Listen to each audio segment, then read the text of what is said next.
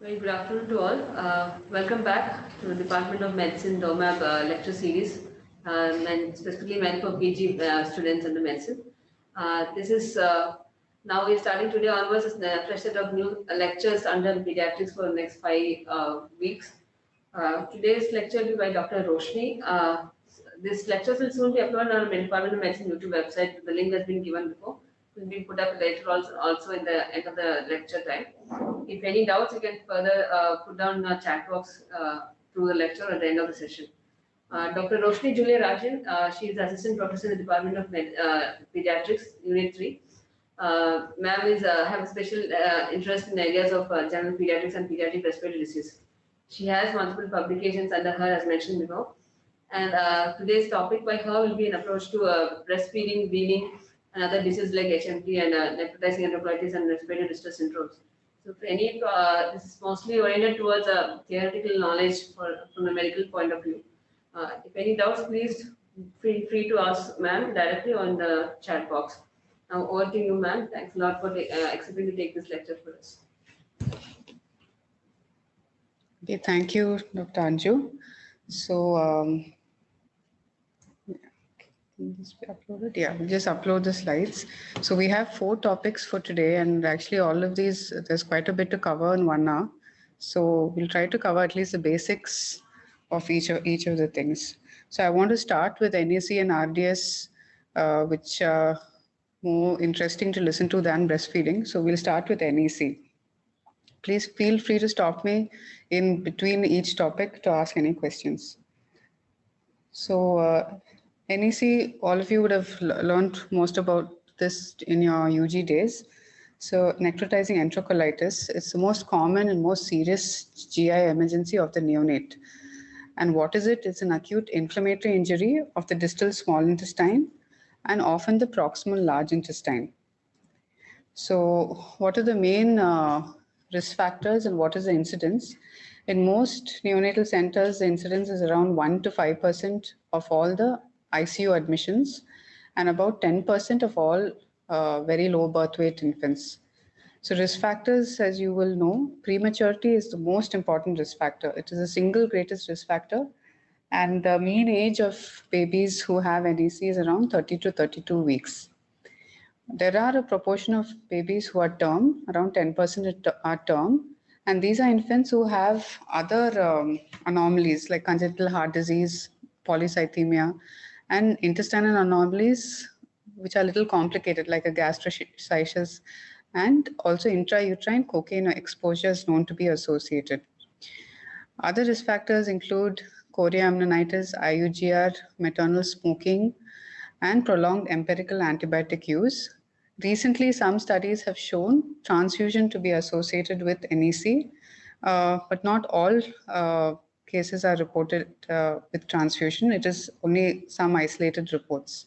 And of course, formula feeds is also shows some association. So these are the risk factors. I want to just describe in detail the pathogenesis of NEC. So if you look at the pathogenesis, there are 3 main factors. First is intestinal immaturity. So what are the things that contribute to intestinal immaturity in the newborn? So one is the newborn intestine. There is increased permeability of the intestinal wall.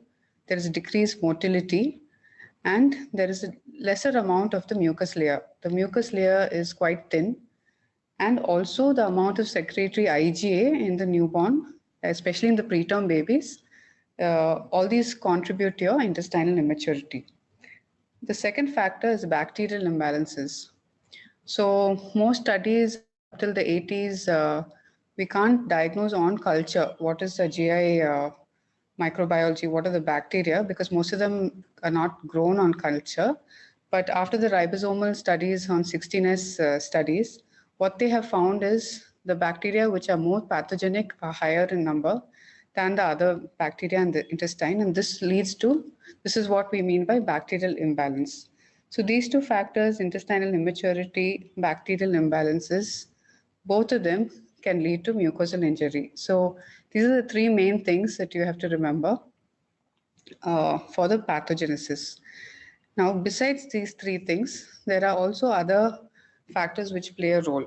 So In the newborn, in the preterm baby especially, there may be an inappropriate intestinal inflammatory response.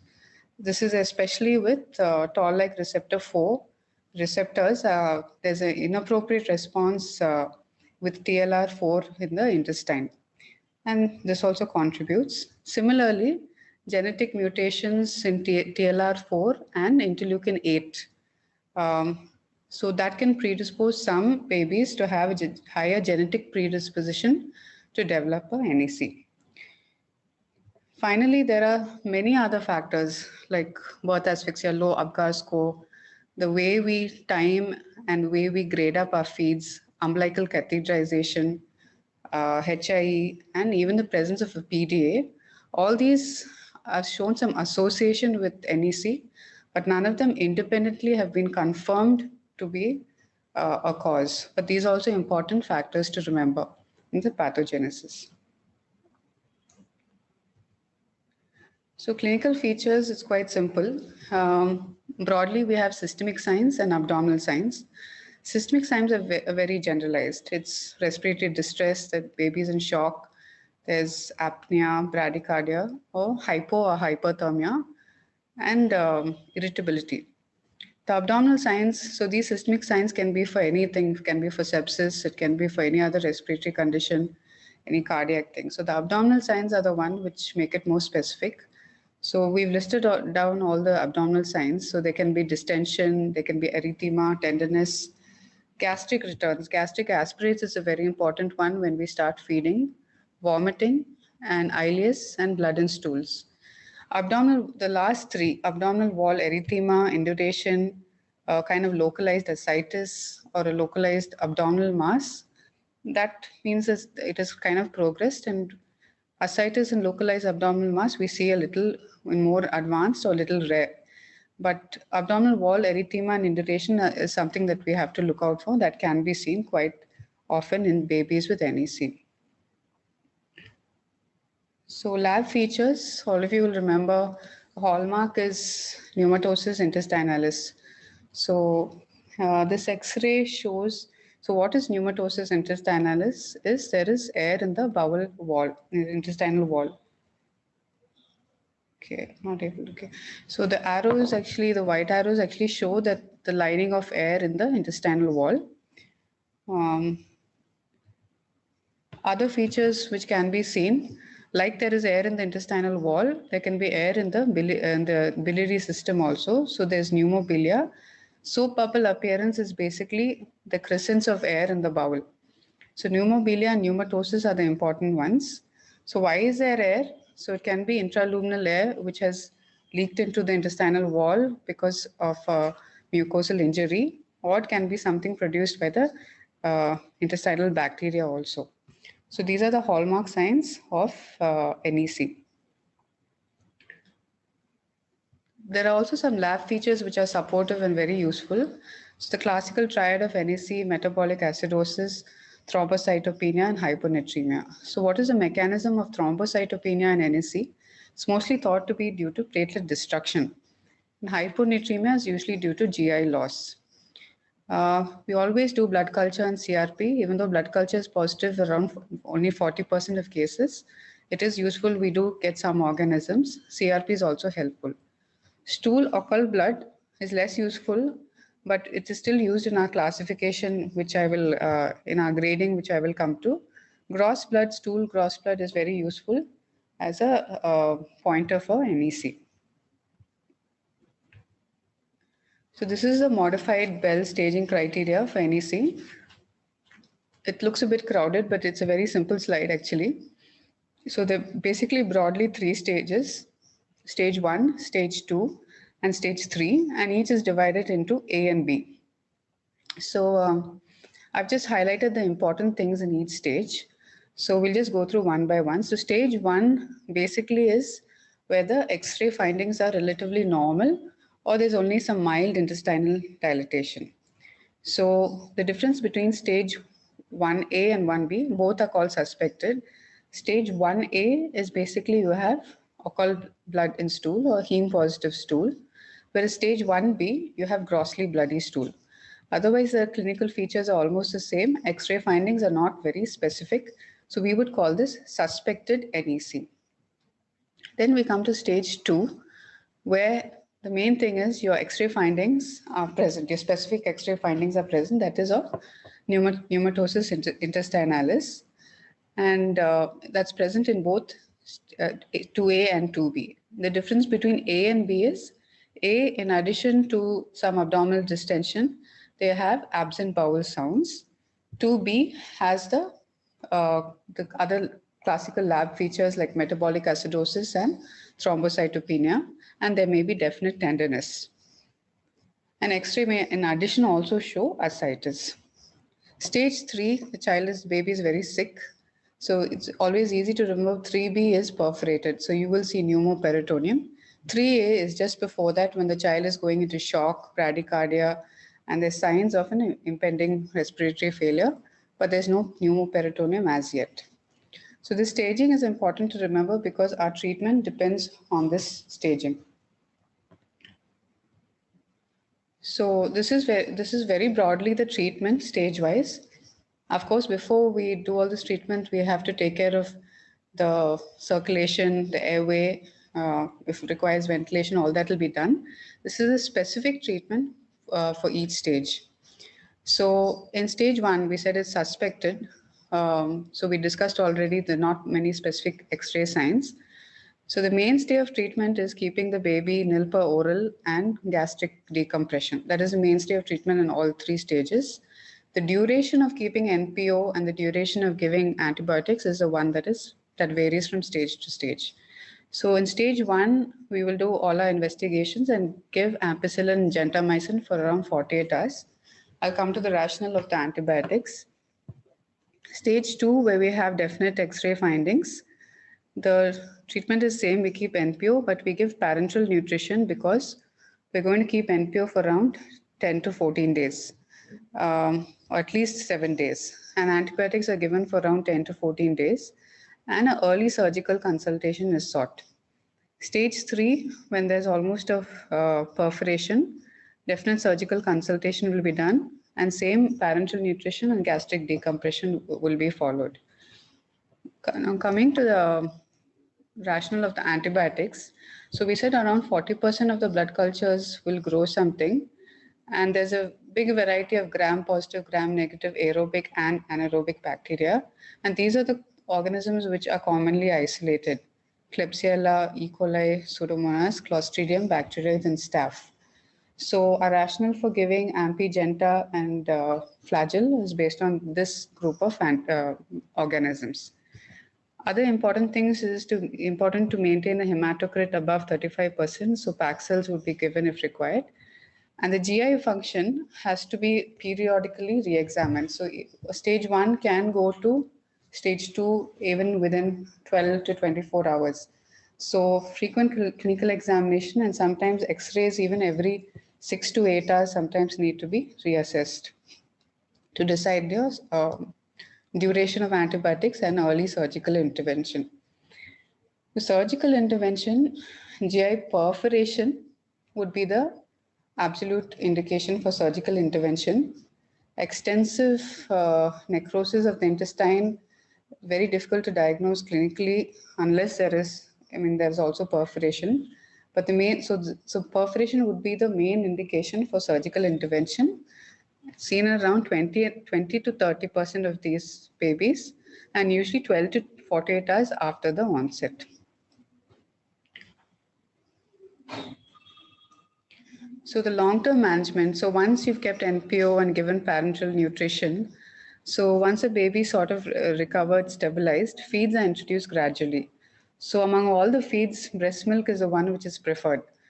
And there's the grading of feeds varies from ICU to ICU, but most of them prefer slow grading up of feeds. Recurrence of NEC is seen in around 4%, in which again the management would be the same, keeping NPO and giving parenteral nutrition. If there had been a surgical intervention, reanastomosis could be done. That depends on how the baby was tolerating the feeds. If the baby had tolerated feeds well, probably we'll give a period of growth at home, weight gain, and then come back for a reanastomosis. But if baby is not being able to be graded up to full feeds, we would we would probably go for an earlier reanastomosis than before. So the prognosis is okay for stage 1, but stages 2B and 3, there are poorer outcomes. There is high incidence of mortality, growth delay, and even poor neurodevelopmental outcome. Okay, so that was, and what are the mainstay of NEC would be prevention of NEC. The main things would be induction of GI maturation. So this would be applicable to preterm babies where we would anyway give prenatal steroid therapy, and exclusive feeding of human milk-based diet, and optimization of enteral feeds. So this optimization of enteral feeds, there's no definite consensus between NICUs whether early feeds or late feeds, but everybody generally follows slow grading up of feeds, and each NICU has their own protocol about how they grade up the feeds. So that was it about NEC. Yeah. I'll just go on. I'll just go on to the next topic. If there are any questions, you can ask in between. So next topic is respiratory distress syndrome. So this is formally been called as HMD or hyaline membrane disease. This is also a disease typical of preterm infants. It's caused by insufficient surfactant in the alveoli. Okay, so coming to the risk factors for RDS. So again, lung maturity is the most important, most significant risk factor. And it's shown that by 36 weeks, the fetal lung has sufficient surfactant stores and type 2 alveolar cells. So babies born before 36 weeks are at higher risk for RDS. There are some other factors besides prematurity which affect the lung maturation. So fetal sex, male infants have a higher risk. Race, basically babies who are of little African descent and ethnicity, they're also known to have a slightly higher predisposition for RDS. Maternal diabetes can also affect. So why this maternal diabetes affects? Because there can be the fetal insulin, the higher levels of insulin can affect some of the proteins which are important for surfactant production. And finally, there can be mutations in surfactant-related proteins. So these are genetic factors, especially surfactant protein B and ABCA3. So labor, usually labor induces antenatal glucocorticoids, which is protective. But if it's preterm labor, which can be complicated by infection, then that also becomes a risk factor for it affects the lung maturation. So antenatal diagnosis, it's not done in everyone, but if you are planning, especially if the baby has any other anomalies and you really have to time the delivery of the baby, then we might go for the amniocentesis. So lecithin is the most important phospholipid in the surfactant. So the levels of lecithin is a way to measure the lung maturity. So the commonly used test is the LS ratio or the lecithin sphingomyelin ratio. If it is less than 2, it is a higher risk for RDS.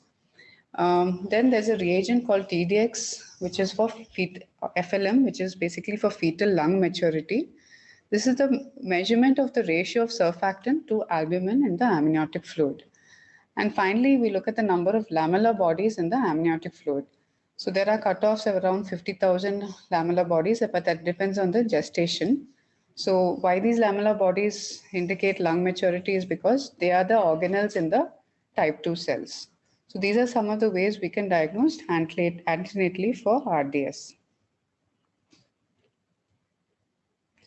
So when will you diagnose RDS? So basically you have to suspect it in a preterm baby, typically who's below 34 weeks of gestation, with signs of respiratory distress. And the typical signs of respiratory distress we're looking for are tachypnea, retractions, flaring of ala nasi, and very importantly, grunting. Grunting is a very important sign that we look for to diagnose RDS.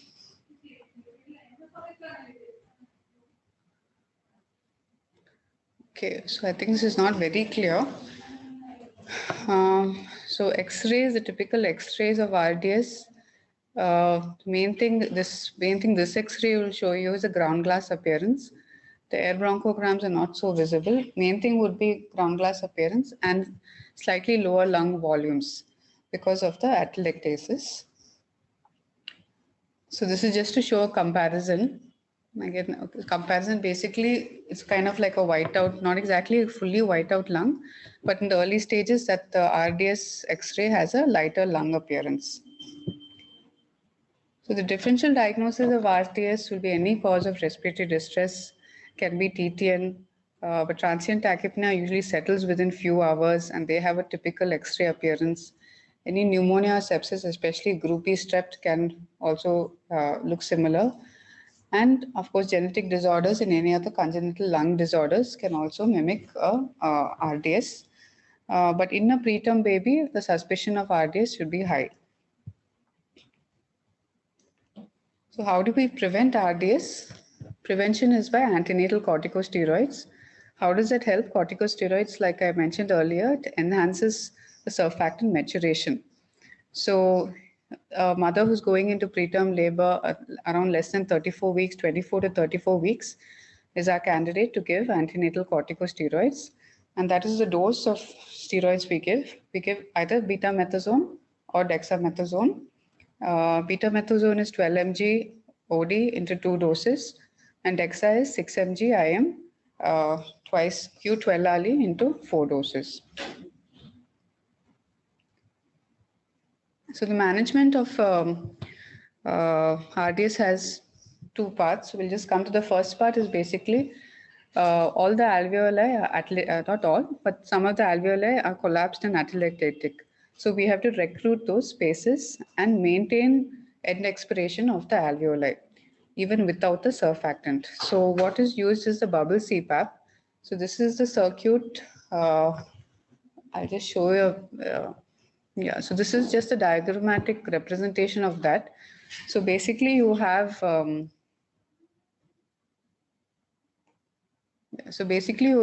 air and basically humidified oxygen will be coming in and it will come into the it will come into the humidifier, and that will go into the interface to the infant.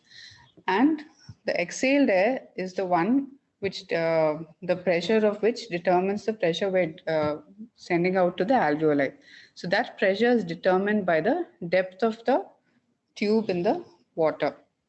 So if the depth is 5 centimeters or 6 centimeters, that is the kind of PEEP we're kind of determining. We're giving the baby to keep the alveoli open. So this is basically the principle. It's very simple. They're very simplified versions of bubble CPAP also, which are used in mission hospitals, where they just use a container with water and two ports, one for inhalation and exhalation with some humidification. So the initiation of CPAP, usually we start for most preterm babies around 5 to 6 centimeters of water.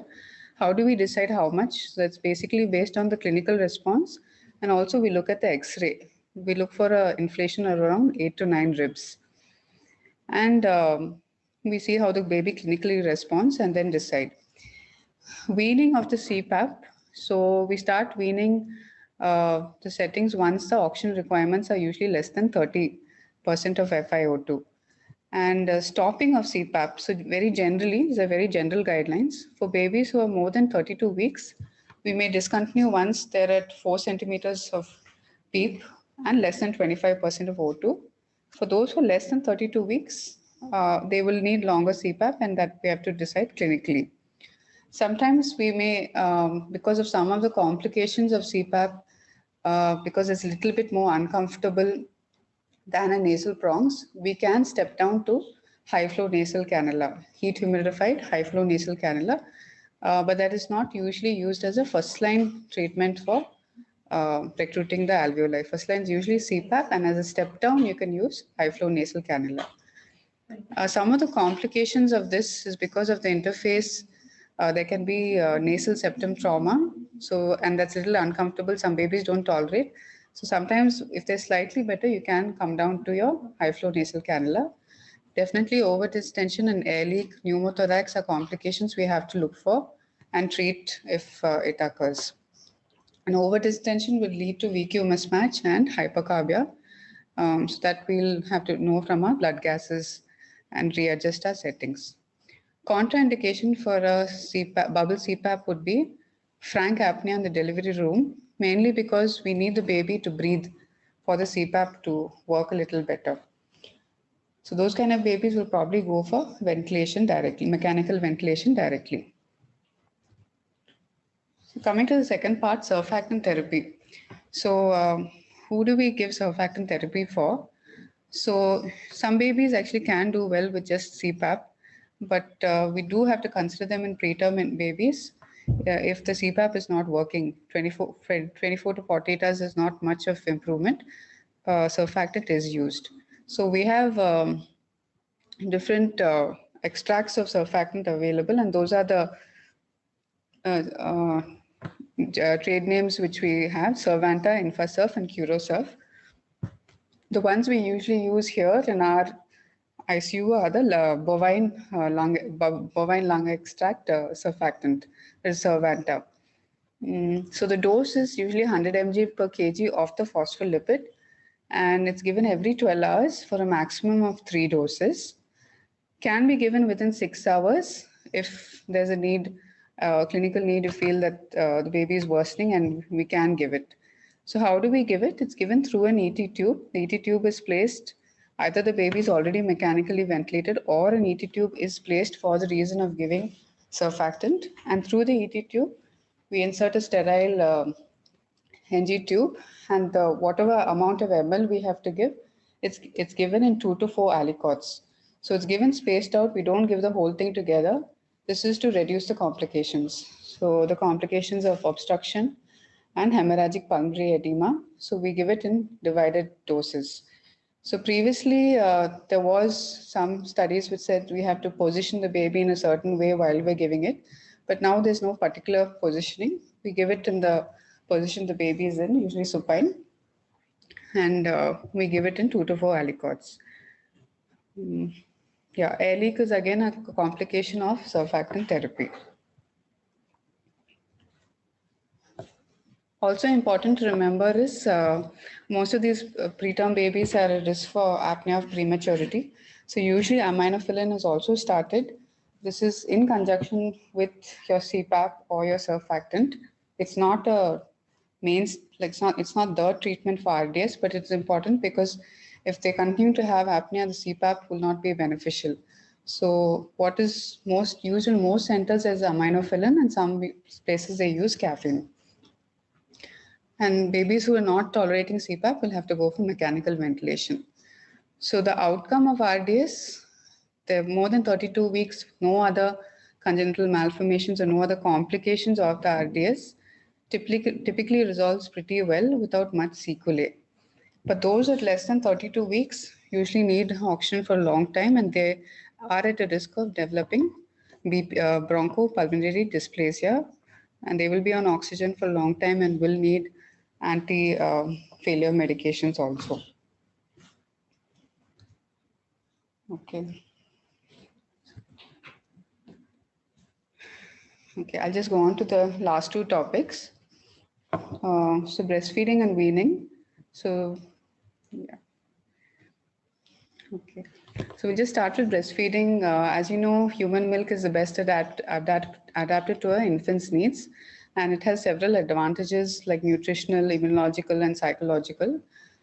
And artificial feeding is at a high risk for infection and results in many deaths worldwide. So we'll have to go through a little bit of the anatomy and the physiology. So in the anatomy, you can see this the structure of the breast, and we have the alveolus, we have the alveolar ducts, the alveolar sinus, and finally it comes to the nipple. So this is a magnified view of the alveolus. So we can see the epithelial cells, and the important thing to remember is around the epithelial cells, you have your myoepithelial cells. The myoepithelial cells are the ones which are going to contract, and they are the ones which play a role in the ejection of the milk. So coming to the physiology, lactogenesis takes place in 2 stages. There's initiation, which occurs during the second half of pregnancy. Activation occurs after delivery, which is caused by a decline in progesterone. And prolactin and cortisol and insulin play an important role in secretory activation. So as you know, the main reflexes, so we have reflexes in the mother, we have reflexes in the baby.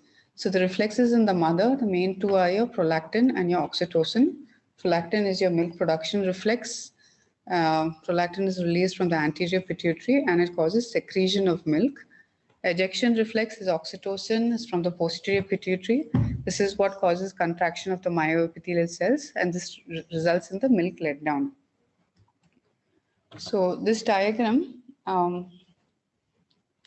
you just have to follow me a little bit. So this is what we already discussed. So one part is when the baby cries. So it stimulates the higher brain centers, and the first part is there is inhibition of the prolactin inhibitory hormone. There's inhibition of a prolactin inhibitory hormone. So that means prolactin is released. So inhibition of a negative cell leads to a positive. So prolactin is released and prolactin causes milk production. Then similarly, when the baby sucks, the baby suckling stimulates mechanoreceptors in the nipple, which goes up the ascending pathway and stimulates the oxytocin to be released, and that causes the milk ejection. So just 2 more things I want to tell about prolactin and oxytocin. Important thing is prolactin reflects, more prolactin is produced at night, and generally it's secreted after a feed to produce the next feed. And enhancing factors are feeding, good night feeding and emptying of breasts. Hindering factors are prelactals, bottle feeds, and improper positioning. Oxytocin reflex basically works before or during a feed to make the milk flow. And enhancing factors are the mother is not stressed and she thinks lovingly of the baby and she's confident. Any stress or worry are all hindering factors for oxytocin. So that was about the physiology in the mother. In the baby, as you know, these are the 3 main reflexes: your rooting, sucking, and your swallowing reflex. So rooting is when the mother's breast touches the baby's cheek, the baby turns towards the side of the breast. Sucking is the stimulus is the contact of the nipple against the infant's palate, and the tongue elicits a sucking movement. Swallowing, the stimulus is presence of milk in the baby's mouth, and that triggers the swallowing. So swallowing reflex and all develop around 34 weeks.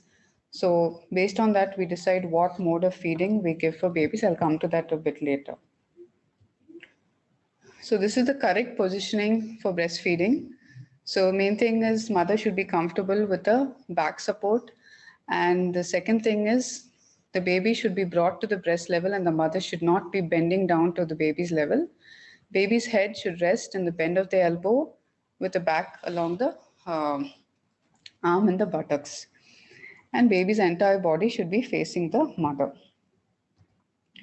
This is very important. So many mothers know how to position, but they're not taught a good latch. So it's important to observe the latch of a baby. So a good latch is the one on the top. So the baby, you can see the baby's mouth is well open and the nipple and a large portion of the areola is covered and the lower lip is everted. Whereas in a poor latch, the baby's mouth is hardly open, most of the areola is not covered and the lips are curled in. So these are important things to correct when breastfeeding is initiated. So causes of poor attachment can be use of feeding bottle, flat or inverted nipples, a sick baby, or inexperience or mother has not been taught correct positioning and latching for breastfeeding. So frequency and duration of breastfeeding, the main thing is demand feeding. So baby needs to feed as often and as for long as he or she wants. So sometimes what people ask is how long can we leave the baby without feeding if we're doing demand breastfeeding. So usually we feed when the baby is hungry, or if 4 hours have gone before the baby is asking for the next feed, it's good to put the baby to the breast. Usually babies feed on each breast for around 15 to 20 minutes to half an hour. If they're feeding for a very long time, like more than 1/2 hour for every feed, and very frequently almost every 1 hour, it is good to recheck the baby's attachment and see whether the baby is actually having a good attachment. Clinically, how do you determine the adequacy of breastfeeding? Baby should sleep around 2 hours after each feed, should pass adequate urine, so around 6 to 8 voids per day, and around 3 to 6 liquid stool a day, and baby should be gaining adequate weight. So adequate weight gain in the first month is around 20 to 30 grams per day, and it decreases subsequently. So these are just some terms. So exclusive breastfeeding is only breast milk, not even water, and accepting any medications. That's called exclusive breastfeeding. Predominant breastfeeding is breast milk plus other fluids like fruit juices or tea, which is not recommended. Complementary feeding is what we start when it is time for weaning, when it is appropriate. Now we start at 6 months of age. So the common problems faced during breastfeeding, nipple pain or a sore, it's usually due to improper latch and improper positioning. Can be due to candidiasis also. A cracked nipple can also be very painful. So the main treatment you would advise is again correct positioning, wash with water and keep exposed to air, and you can apply hind milk. Breast engorgement, you can apply moist heat for a few minutes before feed. Main treatment would be to express the breast milk and any analgesics. If the breast engorgement goes on to mastitis, again, milk removal is the main treatment with analgesics. It occurs usually because of staph or E. coli, and you give antibiotics, but if there's no improvement within around a day, or the symptoms are very severe, you might have to continue antibiotic for longer. And if that turns into an abscess, you'll have to do a IND and continue the antibiotics. Another important problem that many mothers face is an inverted nipple. So these are two methods we use. The one on the left is the syringe technique, is what was mostly used. So where we cut the end of the syringe and we insert the plunger, and that is gently attached onto the nipple, and gives a gentle pressure, and that pulls out the nipple. Advantage of this is it works well, but it's painful. So many mothers prefer to use a commercially available nipple puller, which is less painful, but the nipple will remain everted only for a few seconds. So usually we like to use a syringe technique if they're really having a problem. You should make sure you don't use a very small syringe which does not generate enough pressure. Stages of milk production. This is important because each stage the baby receives something which is specific. So colostrum is the one which happens on the first few days. Importance of giving colostrum and not discarding it. Many mothers discard it is because it is rich in immunoglobulins, besides being rich in fat-soluble vitamins. Transitional milk is from day 7 to 14, and that lasts for a few weeks. The protein and immunoglobulin content decreases, and while the fat and sugar increases. And mature milk is what appears later after 2 weeks. It's thinner, but it contains all the nutrients. Also very important to make mothers understand is the concept of fore milk and hind milk. So fore milk is the one which comes at the start of a feed, and that satisfies the baby's thirst. So it's very watery and is rich in proteins and sugars. And hind milk is the one which comes at the end of a feed, and this is the one which is rich in fat. And so many mothers, when they're feeding, they kind of take off their baby before completing the feed. We usually say feed at each breast for around 10 to 15 minutes. Some of them just pull off the baby. So they might have got the fore milk and they might have thought that they're feeding adequately, but the baby will not gain adequate weight because the baby has not got the hind milk, which is rich in fat. So it's important to teach them to feed till the baby stops feeding. Okay, coming to the composition of breast milk. Okay, maybe this, you might remember this from your UG days. Main important things I'll just highlight. So this is comparing human milk and cow's milk. So calories are the same. So that's easy to remember. So this is for 100 ml of milk, human milk or cow's milk. So both are 67 calories. The next thing to remember is fat is also the same. Both are 4.5 grams of fat. So the differences come in the carbohydrate and the protein. So the lactose content of human milk is almost twice the amount of cow's milk. It's 7 grams in human milk and only 4.5 in the cow's milk. So the lactose content is higher in human milk. Other important thing to remember is the calcium phosphorus. So what I put down here is the calcium phosphorus ratio. So the ratio is higher in human milk. The calcium phosphorus ratio is higher. If you actually see, the actual calcium content is higher in cow's milk, but it's the ratio which is more important. And because the ratio is higher in human milk, it is more easily absorbed from human milk. Protein again is higher in cow's milk. I'll come to the proteins. Vitamin K and vitamin D are deficient in breast milk. So you can see vitamin K is almost 4 times less in human milk. That's the reason we supplement with vitamin K at birth. So coming to the protein, important thing to remember about protein is about the type of protein in breast milk versus cow's milk. So breast milk has less of the protein casein. It's mostly beta casein, and the casein structure in breast milk is different from that in cow's milk. So it makes it more easily digested.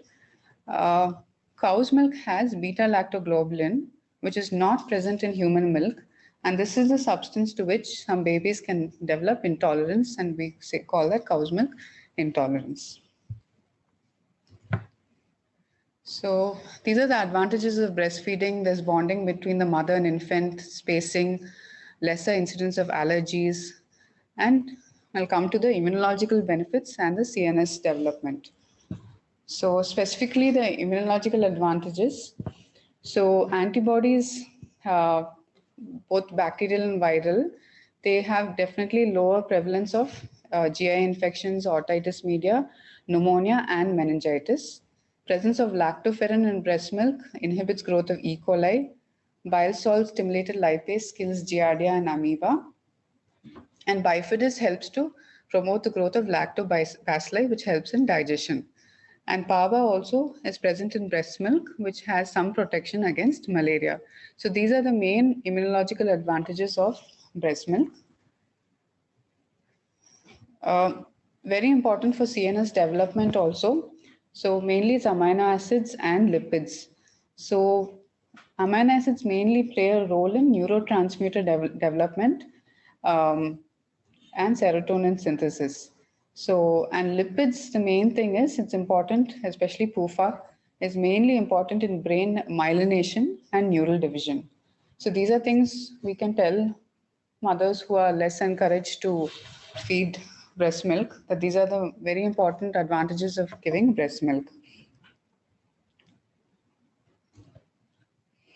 Now coming to feeding in special situations. So this is what we discussed about the swallowing reflex. So babies who are more than 36 weeks, you give breast milk, you give it directly, and you can start early and feed on demand or every 3 hours. Babies who are 32 to 36 weeks, they may have some amount of swallowing reflex. So we give express breast milk via the Palader. And we can start within 1 hour of birth or when they're stable, depending on their other clinical conditions. With babies who are less than 32 weeks, we have to start NG feeds because the swallowing reflex would not have developed. And we have to start later, but feed very often, feed every 1 to 2 hourly. Finally, coming to the BFHI. So this is very often asked as a short note. So this is it's a program. It's a program launched by UNICEF in '92, in India in '93, and the main things are the 10 steps of the BHI. They're very simple, but this is what is usually asked. So these are the main steps. These are the first 5. So there has to be a written breastfeeding policy, and all the healthcare staffs have to be trained. All pregnant women should be informed about the benefits of breastfeeding. So it's in pregnancy itself, all this should start. Feeding should be started within an hour of birth or within 4 hours of usually within half an hour after a normal delivery or within 4 hours after a cesarean. And mothers should be taught how to breastfeed and how to maintain lactation. And newborn baby should not be given any other food or drink other than breast milk unless contraindicated. Practice rooming in. Baby should be kept in with the mother as soon as baby is born. Breastfeeding on demand. And give no artificial teats or pacifiers, and foster breastfeeding support groups. So these are the main 10 steps of the BFHI, which you commonly asked. Now coming to the last part, talking about complementary feeding. So this is just a small bit. So it's difficult to go through all the details of complementary feeding. So I'm just going to go through the guidelines very basically. So complementary feeding is introducing complementary foods at 6 months of age while continuing to breastfeed. So we'll come to why 6 months of age. Continue frequent on-demand breastfeeding until 2 years of age or beyond. And practice responsive feeding. So this, what do you mean by this practice responsive feeding is you feed according to the baby's interest. You have to make it an interactive session. It should be enjoyable for the baby, and depending on what the baby likes while eating. Practice good hygiene and proper food handling.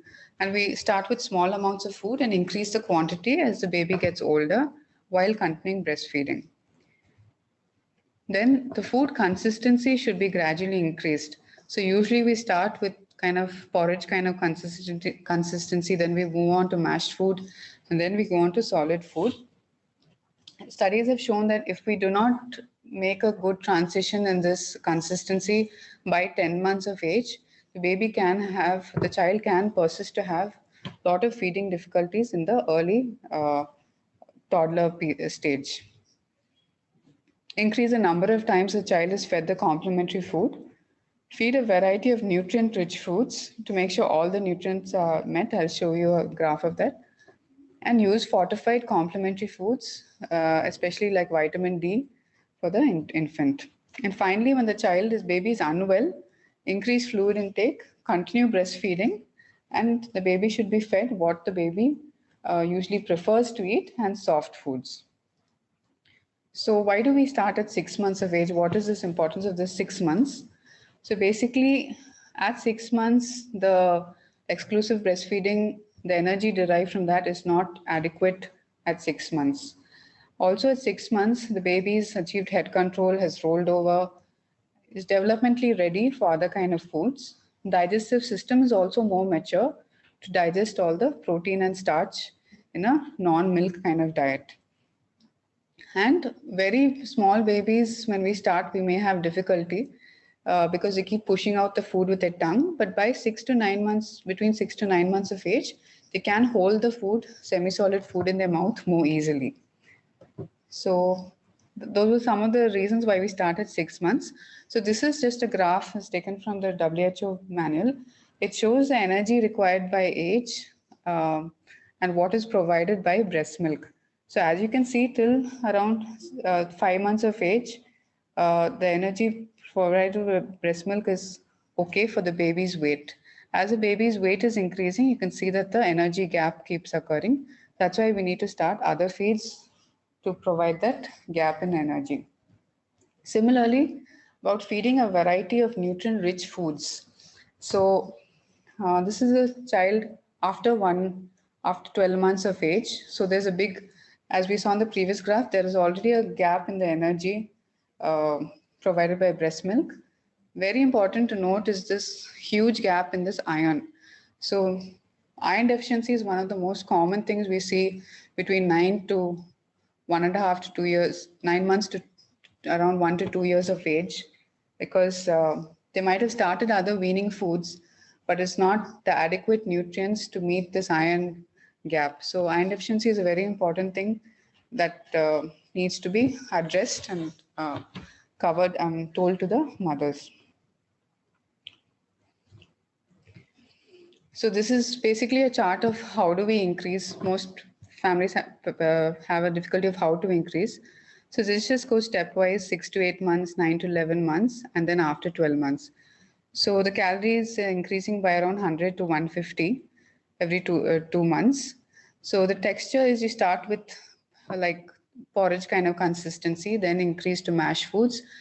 And then by 1 year of age, the baby should be kind of eating from the family pot, and little should have less of mash foods as much as possible. And you increase the frequency of the meals, 2 to 3 meals per day initially, and gradually increase to 3 to 5 meals per day with snacks. So, how much is the amount you can feed a baby at each meal? So, rough way of calculating it is around capacity of the baby's stomach is around 80 ml per kg.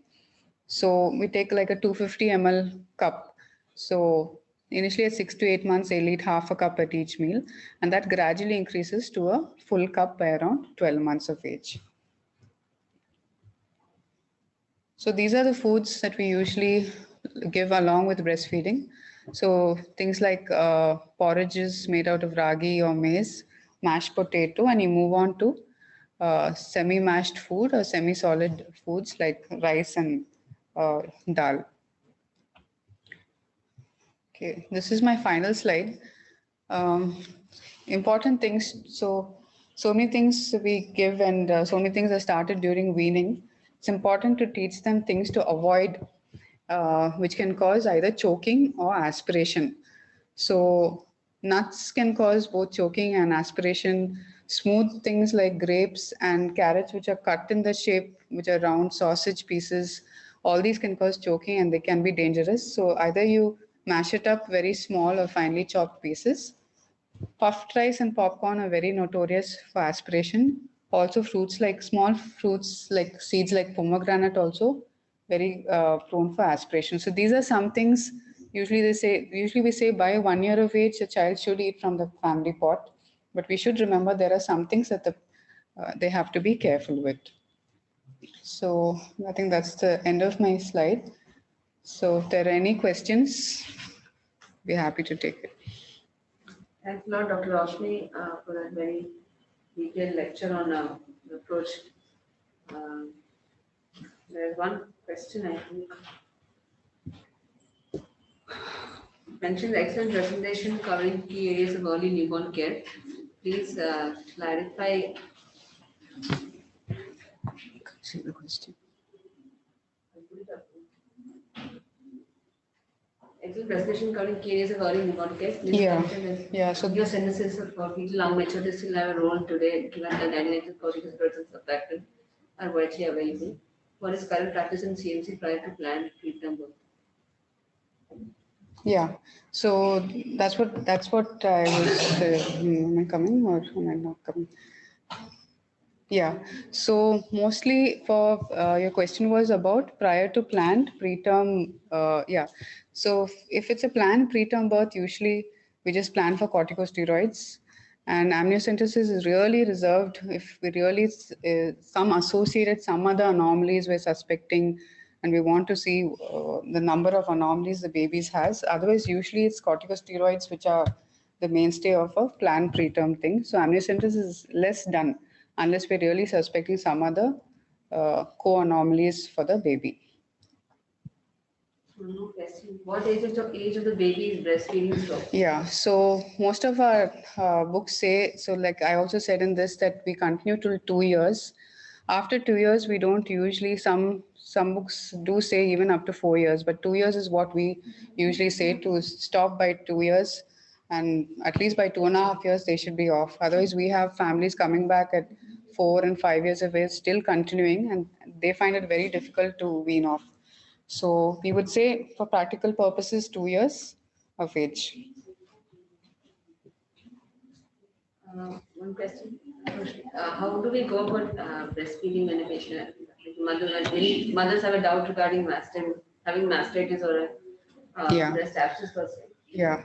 So if they're having a breast abscess, usually they'll have it on one side.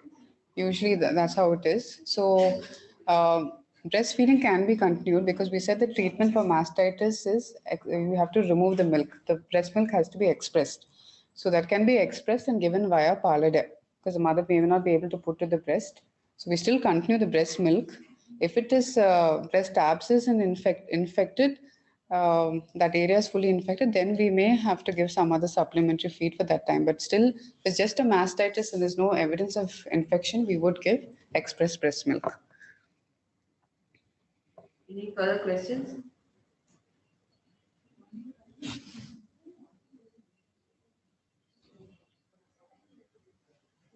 I think that's about. This is just the start of our lecture series on pediatrics.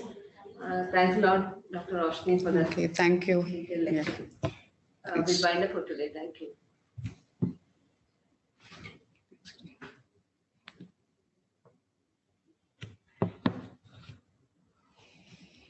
That's it, right? Thanks. Thanks a lot. Yeah.